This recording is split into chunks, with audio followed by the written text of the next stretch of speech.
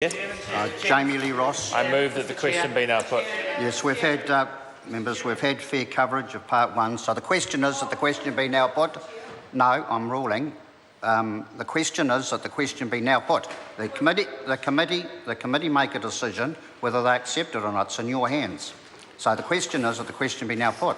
Those of that opinion will say aye. Aye. To the contrary, no. The ayes have it. Ayes have it. Well, the ayes have it. A party vote's been called for. Ask the clerk to conduct a party vote. New Zealand National. 59 in favour. New Zealand Labour.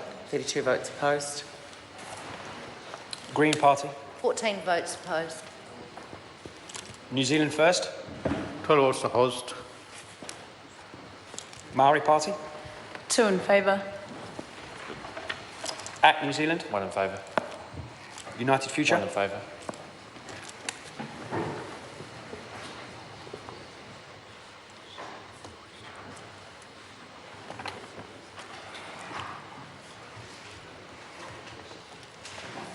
Members, the ayes are 63, the noes are 58. The question will be put. We first have the Minister's amendments as to part one. A point of order, Sue Moroney.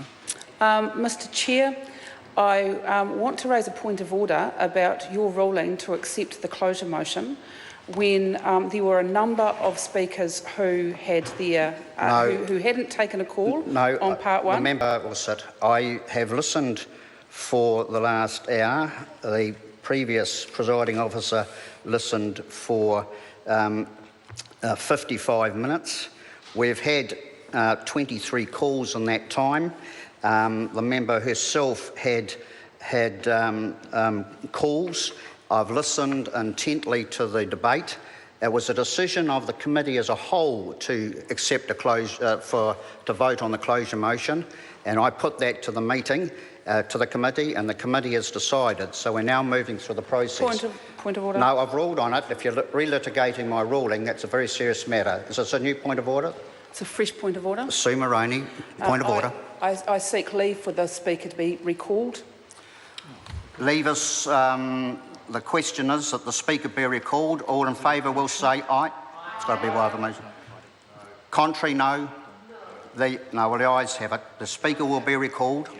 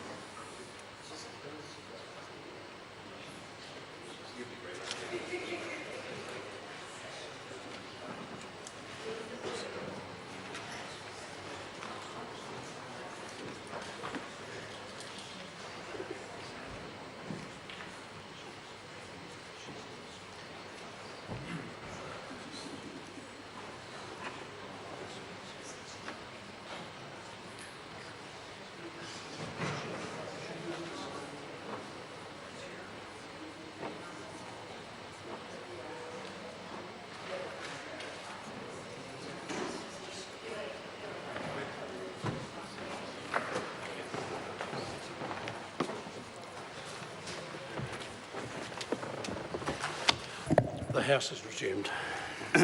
Mr Speaker, you've been recalled by a member of the opposition on the basis that I accepted a closure motion when there were other speakers who wished to be heard.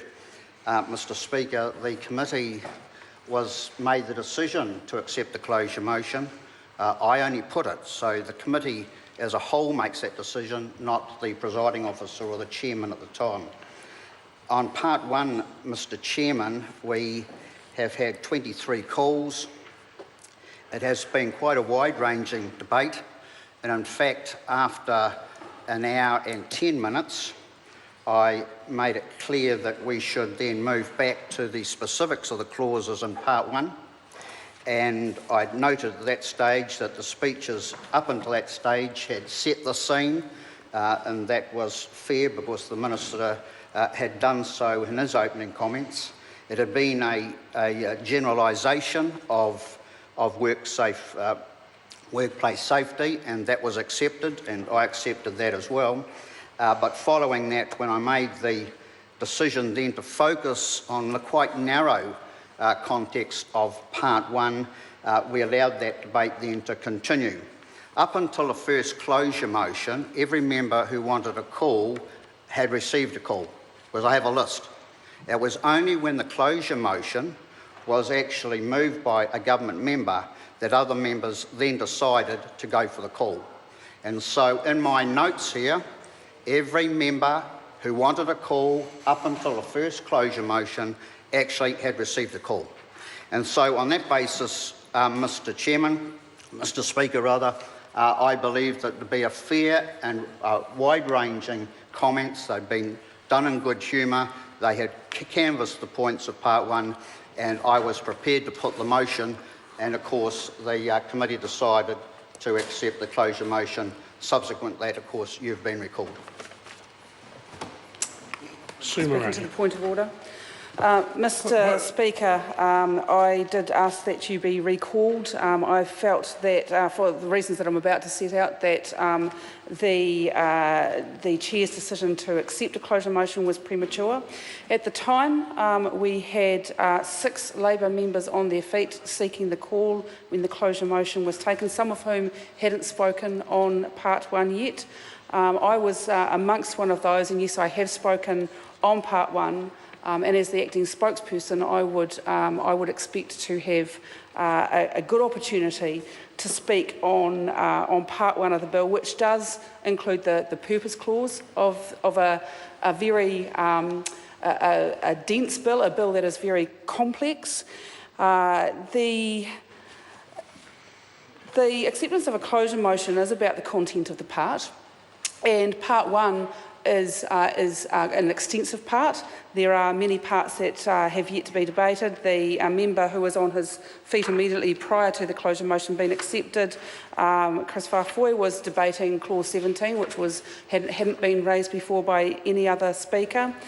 We had been given an undertaking at the outset of this debate by the Chair that if there were reasonable questions being asked of the Minister, that the Chair would ensure that closure motions were not accepted in order to allow those to be answered by the Minister.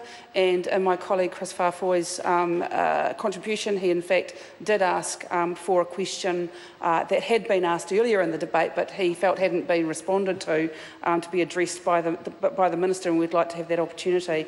I'd also like to note that we have had Denise Roach from the Green Party, who has amendments put forward on this part, that she's had the opportunity to take one call, and in that one call did not indicated that she wanted to speak further to one of her amendments and didn't get the opportunity to do so.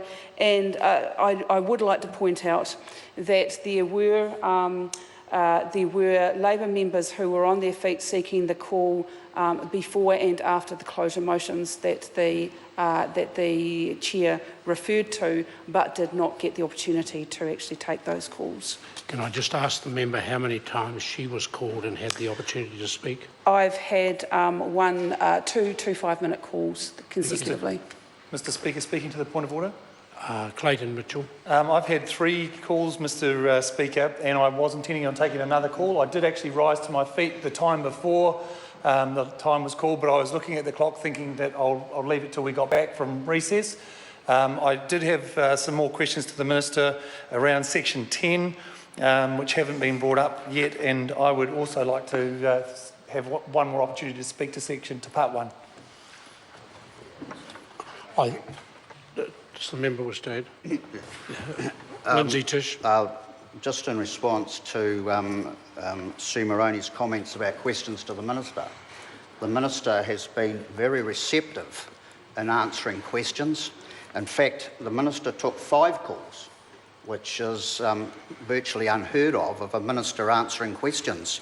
And I think by answering those questions, he allayed a lot of the fears. So to say that there were additional questions for the Minister, they actually hadn't come up during the course, and the Minister took those calls, and I think from where I was sitting, adequately answered those questions. So on that basis, Mr Speaker, I made the decision to accept a closure motion. I'll hear finally from Chris Farfoy. Just in response to that, my question to the Minister was a recasting of a question which my colleague Chris Hipkins put to the Minister while he was in the chair. I do acknowledge that the Minister acknowledged nearly all of the questions. It's just the one that I asked and that Mr Hipkins asked we didn't think was addressed. I thank all members for their contribution. I have been, whilst I'm in my office doing other work, watching the debate. I haven't listened intently to every part of it. I want to congratulate all members who have taken part in the debate for the solemn nature in which their contributions have been delivered. We are dealing with a particularly important issue, and I certainly want to see Parliament have plenty of time to debate the issue. I also acknowledge the point just made by Lindsay Tish. I have seen many sensible questions being put to the Minister, and I commend the Minister for the way he has then tried to answer those questions to the best of his ability and answering them in a very fulsome way. I want to refer members to a number of Speaker's rulings on page 70 and 71, which in essence conclude that the person best judged as to when to allow a closure question to be put is indeed the person who's chairing the committee, in this case my Assistant Speaker Lindsay Tish. He has done that. It is then for the committee to subsequently decide whether the closure is accepted. The presiding officer simply allows the question to be put. The determination is then made by this committee itself. And I'm not absolutely sure whether that vote has been taken.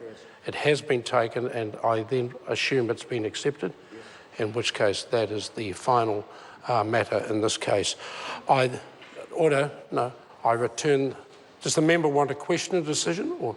No, it's not questioning the decision, sir, but just to point out that I attempted to take a point of order prior to the vote being taken, and that was not allowed by the chair. That doesn't change the ruling I've just given.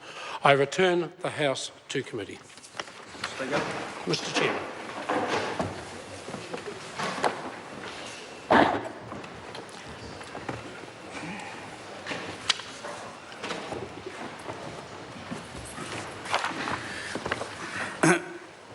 Members, the House and Committee, the closure has been accepted and the vote is about to commence. We will continue on part 1. This is the vote on part 1. First, we have the Minister's amendments to part 1 as set out on SOP number 108. The question is that the amendments be agreed to. Those of that opinion will say aye. To the contrary, no. The ayes have it. Party votes called for. Ask the clerk to conduct a party vote. New Zealand National. 59 in favour. New Zealand Labour. 32 votes opposed. Green Party. 14 votes opposed. New Zealand First. 12 votes opposed. Maori Party. 2 in favour. Act New 1 Zealand. in favour. United 1 Future. in favour.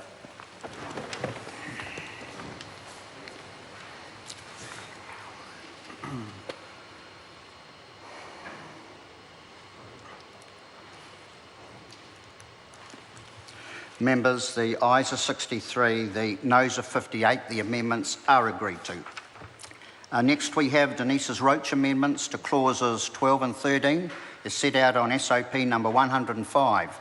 The question is that the amendments be agreed to. Those of that opinion will say aye. Aye. To the contrary, no. The noes have it. Party vote's been called for. Ask the clerk to conduct a party vote. New Zealand National. 59 opposed. New Zealand Labour. 32 votes in favour. Green Party. 14 votes in favour. New Zealand First. 12 votes opposed. Maori Party. 2 in favour. Act New Zealand. 1 opposed. United Future. 1 opposed.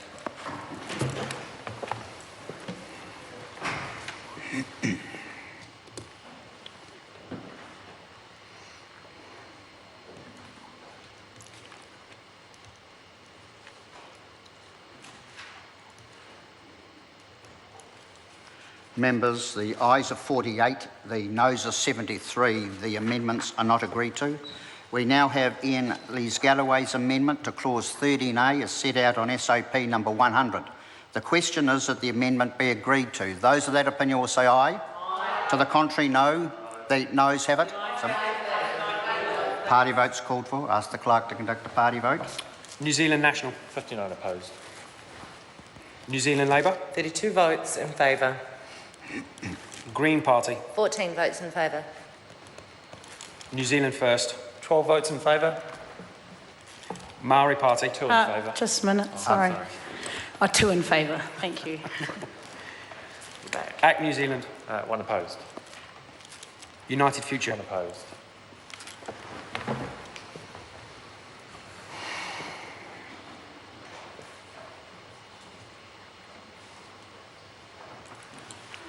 Members, the ayes are 60, the noes are 61. The amendment is not agreed to. We now move to Clayton Mitchell's amendment to clause 28 as set out on SOP number 110. The question is that the amendment be agreed to. Those of that opinion will say aye. Aye. To the contrary, no. The noes have it.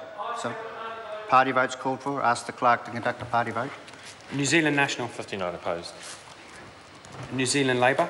32 votes opposed. Green Party. 14 votes opposed.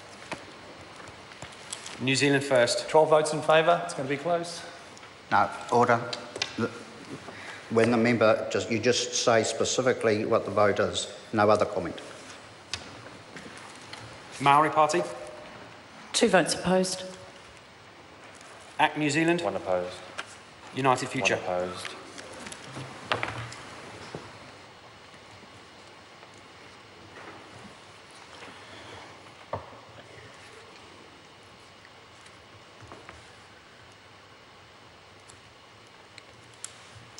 Members, the ayes are 12, the noes are 109. The amendment is not agreed to.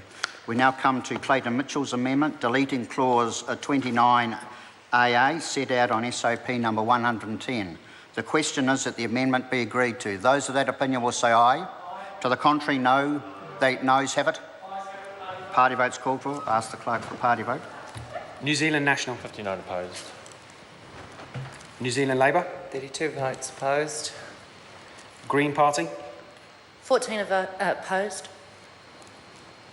New Zealand First. 12 votes in favour. Maori Party. 2 votes opposed. Act New Zealand. 1 opposed. United Future. 1 opposed.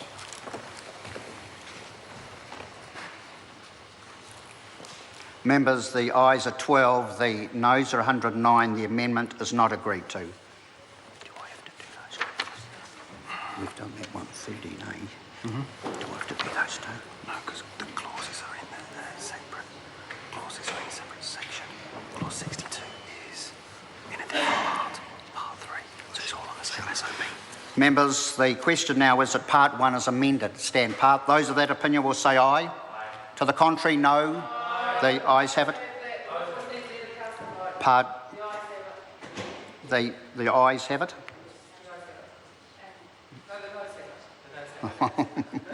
Well, the ayes have it. Well, the ayes have it. I vote. You want a party vote? Are you requesting a party vote? Yes, please. A party vote's been called for. Ask the clerk to conduct a party vote. New Zealand National. 59 in favour. New Zealand Labour. 32 votes opposed. Green Party. 14 votes opposed. New Zealand First. 12 votes opposed. Maori Party. 2 votes in favour. ACT New Zealand. 1 in favour. United Future. 1 in favour.